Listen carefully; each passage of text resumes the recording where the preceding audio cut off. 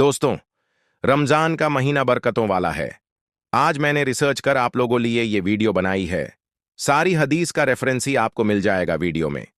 अब हम वीडियो शुरू करते हैं। रमजान की फजीलत। रमजानुल मुबारक इस्लामी साल का 9वां महीना है, जो अल्लाह ताला की खास रहमतों और बरकतों से मामूर है।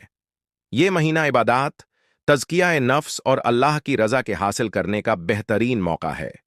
रमजान में कुरान मजीद का न्यूज़ुल हुआ और इस माह में रोज़ा फ़र्ज किया गया, जो इंसान के रूहानी और जिस्मानी फ़वाइद का बेहतरीन ज़रिया है।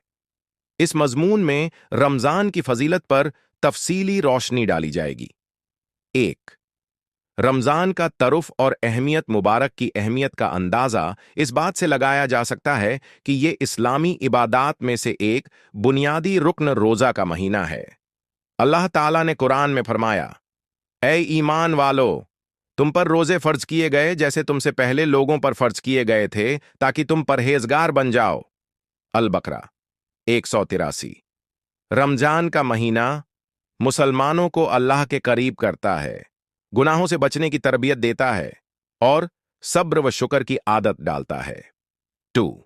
रमजान में कुरान का नुज़ुल। रमजान की सबसे बड़ी फजीलत यह है कि इसी महीने में अल्लाह ताला ने अपना कलाम कुरान मजीद नाजिल फरमाया।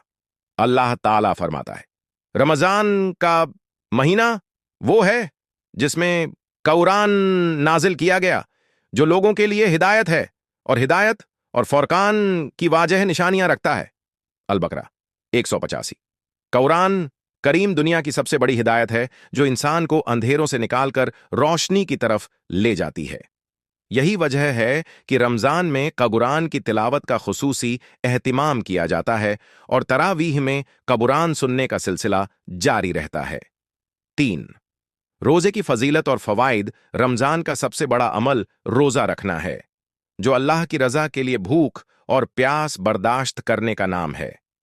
रसूलुल्लाह ने फरमाया, जिसने ईमान और सवाब की नीयत से रमजान के रोजे रखे, उसके पिछले तमाम गुनाह माफ कर दिए जाते हैं। बुखारी, मुस्लिम।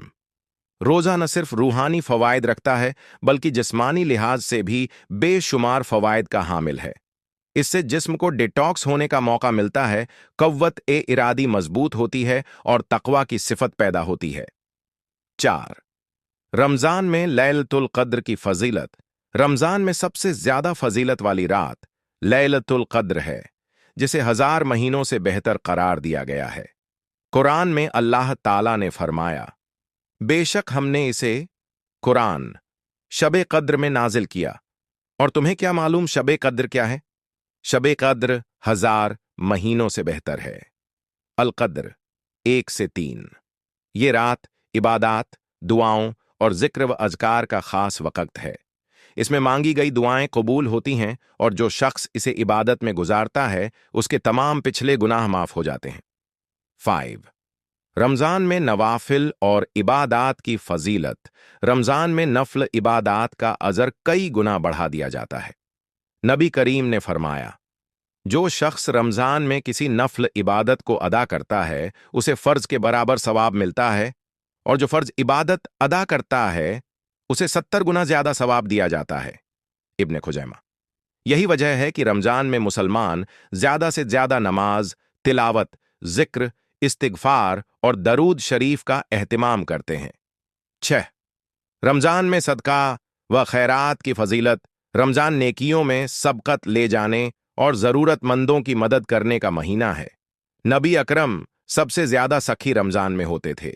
एक हदीस में आता है, रसूलुल्लाह रमजान में सबसे ज्यादा सखावत फरमाया करते थे, और जिब्रील अलैहिस्सलाम आपसे मिलते तो आपकी सखावत तेज हवा से भी ज्यादा बढ़ जाती। बुखारी। इसीलिए मुसलमान रमजान में जकात, सदकात और फितराना अदा करते हैं, ताकि गरीबों और मुस्तहिक अफराद की मदद हो सके। 7. रमजान में दरवाज़ा जन्नत खुलते हैं।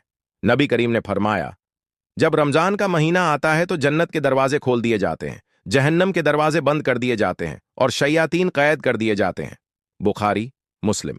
ये इस बात की अलामत है कि रमजान में नेक अमाल करना आसान हो जाता है और बुराइयों से बचने के मौके ज्यादा मिलते हैं। 8.